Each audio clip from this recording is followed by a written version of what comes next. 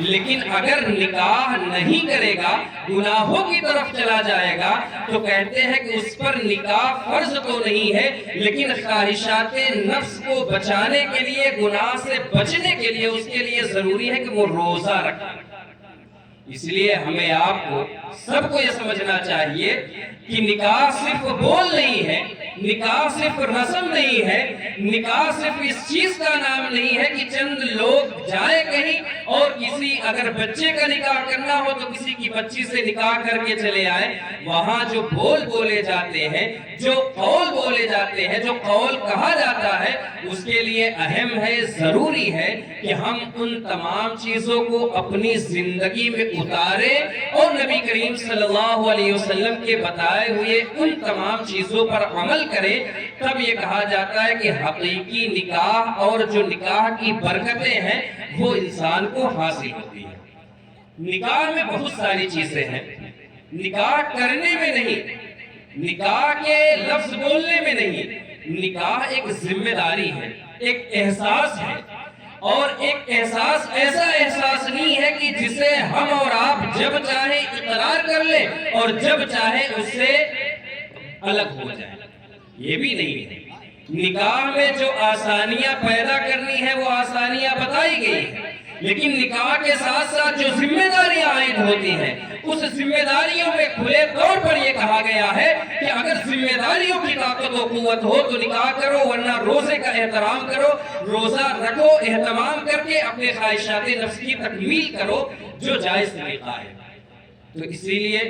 یہ چیزیں مختصر طور پر ضرور بتائی جاتی ہیں، کہی جاتی ہیں کہ ہمارے آپ کے ذہن میں چاہے ہماری نسل نوجوان ہو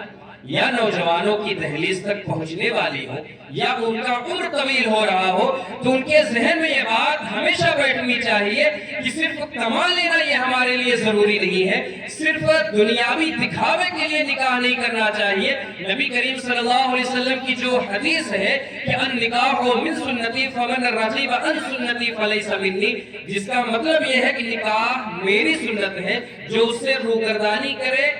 وہ ہم میں سے نہیں ہے۔ تو اس کا مطلب یہ نہیں ہے کہ نکاح نبی کی سنت ہے، سنت پر عمل کر لیا، اب جو ذمہ داریاں عائد ہیں، جو ذمہ داری ہمارے اوپر ہوتی ہے اس سے ہم الگ ہو جائیں اور کہتے کہ ہم ذمہ داریاں تو نہیں اٹھا پائیں گے، صرف نبی کریم صلی اللہ علیہ وسلم کی حدیث تھی کہ نکاح کرنا چاہیے اس لیے ہم نے نکاح کر لیا، تو فقط یہ چیزیں نہیں ہیں۔ اس لیے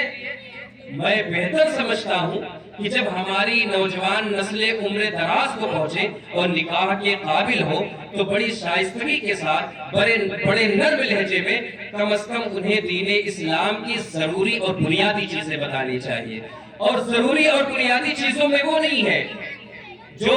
اس محفل میں کہنا چاہ رہا ہوں۔ نماز، روزہ، حج، یہ سب چیزیں ہمیں جاننا ضروری ہی ہے کیونکہ یہ مذہب اسلام کی بنیادی چیزیں ہیں، لیکن جو ہماری زندگی کے لیے ہے وہ بہت خاص ہے، وہ بہت اہم ہے، اور ان تمام چیزوں کو سمجھنا ہمارے آپ کے لیے بے حد آسان بتایا گیا ہے۔ اور اس آسان طریقے پر عمل کے لیے کیا کہا گیا ہے؟ نبی کریم صلی اللہ علیہ وسلم کے احادیث کا مفہوم ہے کہ نکاح میں کون سی چیز سب سے اہم ہے۔ کہا گیا کہ نکاح انسان چند چیزوں کے لیے کرتا ہے، کبھی نکاح کچھ ایسی چیزوں کے لیے کرتا ہے کہ نکاح کریں گے تو مال و اسباب مل جائیں گے، نکاح کریں گے تو دولت مل جائے گی، کبھی یہ کہتا ہے کہ اگر کسی بڑے خاندان والے سے نکاح کریں گے تو ہمارا تعلق ہو جائے گا، تو میں معاشرے میں بیٹھوں گا تو لوگوں کو بتاؤں گا کہ فلاں صاحب ہے، ان کے یہاں میرا نکاح ہوا ہے۔ یہ دو چیزیں ہو گئی۔ یا کبھی اس لیے نکاح انسان کرتا ہے کہ فلاں جگہ اگر نکاح کروں گا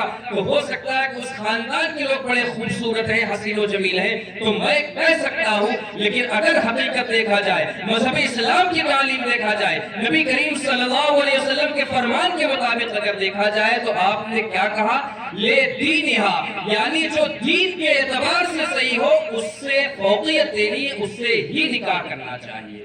تو دین کی اہمیت کیا ہے؟ دین میں یہ ہے کہ جس سے آپ اپنے بچے اور بچی کا نکاح کر رہے ہو وہ مسلمان ہونا ضروری ہے۔ ایسا نہیں ہو سکتا ہے، نہ آپ کی نہ ہماری مرضی چل سکتی ہے نکاح میں، بلکہ ہمارے آقا صلی اللہ علیہ وسلم کے فرمان کے مطابق اور قرآن